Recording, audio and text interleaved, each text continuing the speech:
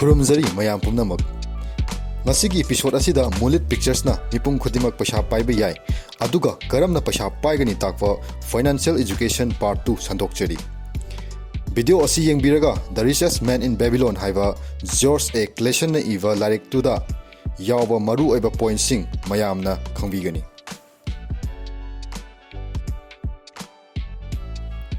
masida lakjare point number 1 a part of all you earn is yours to keep हाइबदी अखोइना तालइबा पैसा अदुगी सरुक खरदी अखोइगी ओइना इसागी ओइना थमजन होबा दरकार ताइ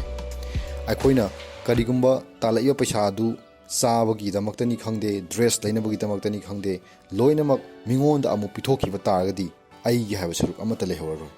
लेहौद्रबनिना अखोइ पैसा पाइबा हाइबदो कैदोंदा ओइबा ngamaroy masina अखोइगी राइटर सिना मागी लाइक असिदा मिपुम खजिबंगना पैसा पाइगे हारबदी तालइबा पैसा अदु गी सरुक खरदी अखोइ सोइदना सेव तौसिलौबा दरकार ताइ हाइबसिनी अदुदा मसिदा अखोइ मयामना हंगपियाइ तालइबा पैसा अदुगी कया यामनमक्ति अखोइ सेव तौसिनगदुइनो हाइना अदुना पॉइंट नंबर 2 दा लाक्चरे save 10% of whatever amount you earn like सिदा राइटर सिना मयक सेंगना हाइरि अखोइना यामद्रबदा ताल अखोइना फंगिए पैसा अदुगी 10% दी अखोइ सेव तंगाइ फदन तौबा दरकार ताइ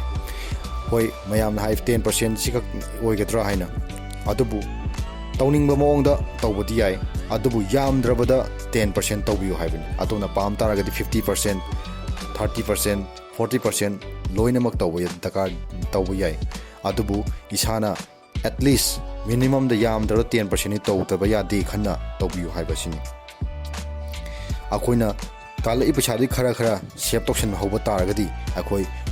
वाट पर लाइरबा हाइबदि कैदोंदा ओइरोय लाइरबा हाइबसे अखोइना तालइ पैसा दु लोइना मसिना थोखिबा मतमदुदा ओइबनि अदुगा करिगुमा पैसा दु अखोइना तालइ पैसा दु खरा खरा सेव ता हौरगदि सोइदना अखोइ पैसा बाइबा ओइरकनि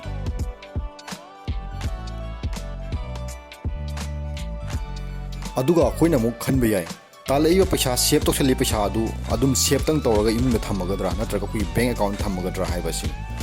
अदु मसिगी मरि लेना अखोइना पॉइंट नंबर 3 दा हाइरि इन्वेस्ट व्हाटएवर यू सेव हाइबदी अखोइना सेव तौसले पैसा अदो अखोइना इन्वेस्ट तौसन तौथोखिबा अखोइना ताल सेव तौरे पैसा अदो सुम तुमदन थमगदी अखोइ पैसा याना पाइबा मी हाइबदो ओइबा ngamo अदा पैसा याना पाइबा ओइगे हाइ तारगदी अखोइना सेव तौरिबा मी पैसा अदो अखोइना जगह अमदा इन्वेस्ट तौथोखिबा इसा इसाना हाइनजबा इसा इसाना पामजबा बिजनेस की लाइन नत्रगा अतोपा मंथली मल्टीप्लाई तौबा याबा स्ट्रीम अमदा पैसा थादखिबा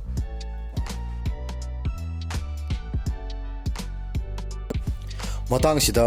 अखोइना चेक्सिनगदबा अमदी अखोइना थादरिबा पैसा अदो नत्रगा अखोइना इन्वेस्ट तौरिबा जगह अदो अखोइना खंग हैरबा अखोइना थोरोली अखोइना नॉलेज लेबा अदुमा फील्ड ओइगदबनी अदुना मसिगल मरि लेना अखोइना पॉइंट नंबर 4 दा हाइरि protect the money from loss अखोइना वाना सेव तौजरिबा पैसा अदो अखोइना खंगदबा अखोइना हाइरुदबा जगह अमदा थादरुबा तारगदी पैसा अदो मांगखिबगी चांस 99% ले अदुना मसि थोक्तनबगिदमक अखोइना इन्वेस्ट तौ मतमदा अखोइना यामना मुतना खंगजबा अखोइना यामना हाइबा जगह पैसा थादगदबनी नत्रगना अखोइना थादगदरिबा फील्डुदा यामना एक्सपीरियंस लेरबा अमदि यामना हाइसिंगबा मियोसिंग लोइनना मखोइगी एडवाइस लोर मतुंगदा पैसा अदु थादबिगदबनी खंगदबा मिदा थादरुरगदी अखोइ सोइदना पैसा अदु मांगबा तागनी एग्जांपल ओइना हाइरबदा मयामना हाइ स्टॉक ता पैसा थादरगा पैसा यामना पाइबा याय हैना अदु इसाना स्टॉक की मरमदा सुवा खंगद्रबा अदुगा ब्लाइंडली अखोइना थादबा तारगदी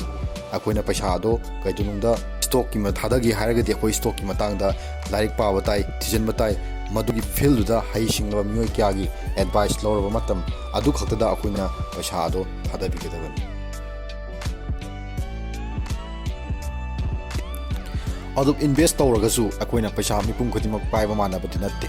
अदु मसी खेनरिबसि अखोइना तालइबा पैसा अदुगिसु मखा पोली अदु point number 5 increase the ability to earn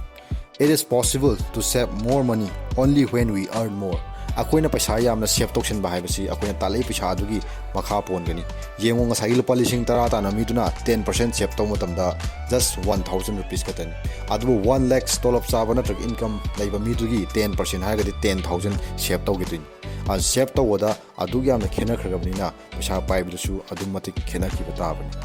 थबक अमत अखोइना तौ मतमदा पैसा कमाइना हेंगतना पाइगनी हाइबा तारगदि अखोइना थबक अदु तौदा पुनिंग चंगबा ꯌꯦꯡꯕꯤꯌꯨ ꯊꯕꯛ ꯑꯃ ꯇꯧꯕꯗ ꯄꯨꯛꯅꯤꯡ ꯆꯪꯅ ꯂꯦꯞꯇꯅ ꯍꯣꯠꯅꯔꯕꯗꯤ ꯃꯗꯨꯒꯤ ꯃꯍꯩ ꯑꯣꯏꯅ ꯇꯧꯔꯤꯕ ꯐꯤꯜꯗꯨꯗ ꯁꯣꯏꯗꯅ ꯃꯥꯏ ꯄꯥꯛꯄ ꯑꯃꯗꯤ ꯆꯥꯎꯈꯠꯄ ꯑꯣꯏꯒꯅꯤ ꯃꯗꯨꯗꯒꯤ ꯍꯥꯟꯅ ꯇꯥꯜꯂꯝꯕ ꯄꯩꯁꯥꯗꯒꯤ ꯀꯥ ꯍꯦꯟꯅ ꯇꯥꯟꯕꯁꯨ ꯑꯣꯏꯔꯛꯀꯅꯤ ꯃꯁꯤꯒꯤ ꯈꯨꯗꯝ ꯍꯥꯏꯕꯕꯨ ꯑꯩꯈꯣꯏꯅ ꯑꯣꯖꯥ ꯑꯃꯒꯤ ꯄꯨꯟꯁꯤꯗ ꯍꯦꯛꯇ ꯌꯦꯡꯁꯤ ꯑꯗꯨ ꯃꯥꯅ ꯁꯥꯇ꯭ꯔꯁꯤꯡꯗꯨꯒꯤ ꯑꯋꯥꯠ ꯑꯄꯥ ꯑꯃꯗꯤ ꯁꯥꯇ꯭ꯔꯁꯤꯡꯗꯨꯕꯨ ꯄꯨꯛꯅꯤꯡ ꯆꯪꯅ ꯇꯥꯛꯄꯤꯔꯒꯗꯤ ꯃꯌꯥꯝꯅ ꯃꯥꯕꯨ ꯁꯣꯏꯗꯅ ꯁꯣꯟꯅꯕ ꯍꯧꯔꯛꯀꯅꯤ ꯑꯃꯗꯤ ꯃꯉꯣꯟꯗ ꯇꯝꯕꯤꯅꯕꯒꯤꯗꯃꯛ ꯃꯌꯥꯝ ꯑꯃ ꯂꯥꯛꯀꯅꯤ ꯂꯥꯛꯂꯕꯗꯤ ꯃꯌꯥꯝꯗꯒꯤ ꯃꯍꯥꯛꯅ ꯄꯩꯁꯥ ꯈꯔ ꯂꯧꯔꯕꯁꯨ ꯃꯌꯥꯝ ꯌꯥꯝꯗꯨꯅ ꯃꯥ ꯆꯍꯤ ꯑꯃꯗ lakhs of rupees ꯇꯥꯟꯕ ꯌꯥꯏ ꯍꯥꯏꯔꯤꯕ ꯋꯥꯐꯝꯁꯤꯅ ꯑꯩꯈꯣꯏꯅ ꯈꯨꯗꯝ ꯑꯃ ꯄꯤꯖꯕꯅꯤ ꯑꯗꯨꯅ ꯇꯥꯕꯤꯔꯤꯕ ꯌꯦꯡꯕꯤꯔꯤꯕ ꯈꯨꯗꯤꯡꯃꯛꯅ ꯄꯟꯖꯈꯤꯕ ꯄꯩꯁꯥ ꯄꯥꯏꯅꯕꯒꯤ ꯃꯟꯇ꯭ꯔ 5 ꯑꯁꯤ ꯄꯨꯟꯁꯤꯗ ꯄꯥꯡꯊꯣꯛꯄꯤꯔꯒꯗꯤ ꯁꯣꯏꯗꯅ ꯑꯗꯣꯝꯁꯨ ꯄꯩꯁꯥ ꯄꯥꯏꯕ ꯑꯣꯏꯒꯅꯤ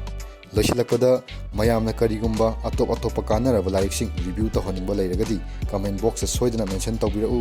ꯑꯃꯗꯤ ꯃꯌꯥꯝꯒꯤꯗꯃꯛ ꯈꯟꯖꯔꯤꯕ ꯃꯨꯟꯂꯤꯠ ꯄꯤꯛꯆꯔꯁꯀꯤ ꯇꯤꯝ ꯊꯧꯅꯥ ꯍꯥꯞꯄꯤꯕ ꯑꯃꯗꯤ ꯁꯄꯣꯔꯠ ꯇꯧꯕꯤꯕ ꯑꯣꯏꯅ ꯂꯥꯏꯛ ꯁꯤꯌꯔ ꯑꯦꯟ ꯁꯕꯁꯀ꯭ꯔꯥꯏꯕ ꯇꯧꯕ ꯀꯥꯎꯕꯤꯒꯅꯨ ꯊꯦꯡꯛ ꯌꯨ